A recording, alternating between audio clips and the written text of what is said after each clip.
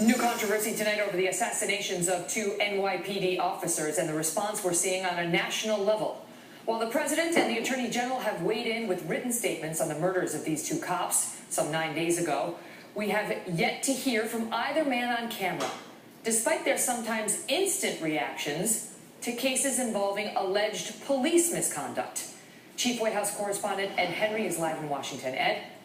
Good to see you, Megan. Look, the president's aides tell me the president has been on vacation in Hawaii, obviously, and was there after and during the assassination of these two officers and the aftermath of that, and did put out the written statement you mentioned, and also sent Vice President Biden to New York City this past weekend for the funeral of Officer Ramos. They're expecting to also send a high-level official to Officer Lu's funeral, which will be coming up in a few days. But you're right, there's pressure on the president for not making an on-camera statement, but also the former New York City Mayor, Rudy Giuliani, over the weekend was on CBS noting the president also has a problem because he's gotten very close to Al Sharpton. Listen. You make Al Sharpton a close advisor, you're going to turn the police in America against you. You're going to tell the police in America, we don't understand you. I saw this man help cause riots in New York. I've heard his anti-police invective firsthand. To have a man who hasn't paid $4 million in taxes, have a man who's spent his career helping to create riots, phony stories about police, to have that man sitting next to you speaks volumes. Now, in the president's defense, before he left for Hawaii, he did an interview with NPR. In that interview, he insisted that race relations in this country have not gotten worse. Listen. Is the United States more racially divided than it was when you took office 6 years ago, Mr. President? No, I actually think that it's probably, in its day-to-day interactions, less racially divided, but I actually think that the issue has surfaced in a way that probably is healthy. Now, a majority of the public appears to disagree with the president. At the beginning of December, Bloomberg News did a poll. 53% said that race relations have deteriorated in this country since the president took office. Megan? And Henry, thank you. Joining me now with reaction, Rich Lowry, who's editor of the National Review and a Fox News contributor, and Mark Hanna, who's a Democratic campaign veteran who worked on the Kerry and Obama presidential campaigns. Guys, good to see you tonight. So just looking at the stats here, so President Obama, I mean, I was on the air live this night, but the Ferguson grand jury verdict was read on November 24th, and within 15 minutes of the verdict, President Obama was on camera. The next day, Eric Holder was on camera making comments about it. After the Ferguson shooting happened, President Obama released a statement 3 days later, was on cam 5 days later, Eric Holder 11 days later. Even if you look back at other cases, including George Zimmerman's acquittal, Obama was on camera about it 6 days later, Eric Holder 2 days later. Henry Louis Gates, where the president said the police acted stupidly, he said that 6 days after the incident. Here we are 9 days after two cops got assassinated, and I grant you Vice President Biden showed up and made some beautiful remarks at the funeral.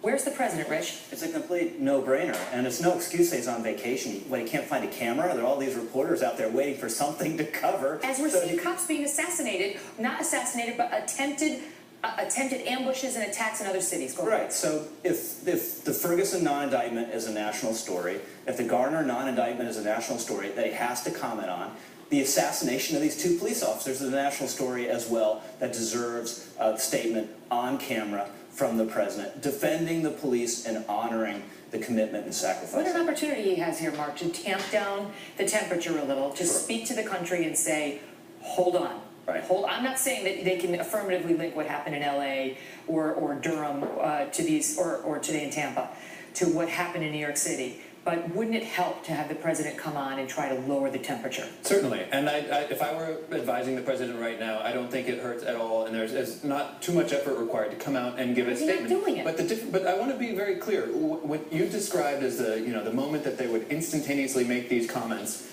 after these acts of real or perceived police brutality, there's a very different situation because you have a sort of threat of public safety, you have riot potential. So there's an imperative that the president has when there's a moment of outrage, public outrage, and groundswell. Was there going to be rioting after the Henry Louis Gates incident?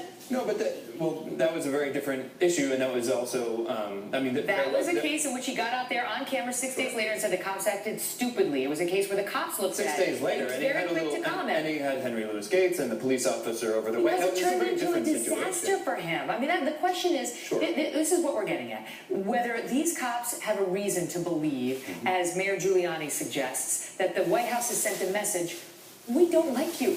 Yeah, the police feel unsafe right now, which is completely unacceptable. And you see the effect it appears to be having in New York, which is they pull back. And that doesn't affect the rich neighborhoods in New York, middle class and wealthy people. They don't feel the effect of that. It'll be poor people in these communities. And the idea, that the police are racist, the only reason they go into these dangerous communities is to protect and serve the law-abiding people in those communities who want the police there, and they want them doing the so-called broken windows policing.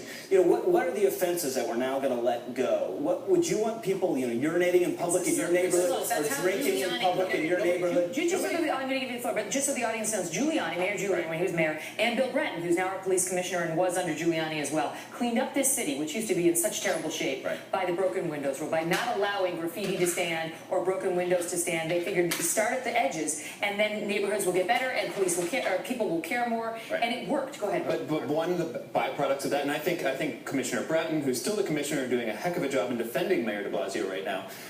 One of the byproducts of that is that you have, if you're black and in Harlem carrying a bag of weed on you, you're so much more likely to be arrested and put in jail than if me as a white guy in Soho, doing the same thing. Where do you carry your weed, Mark? Let us know.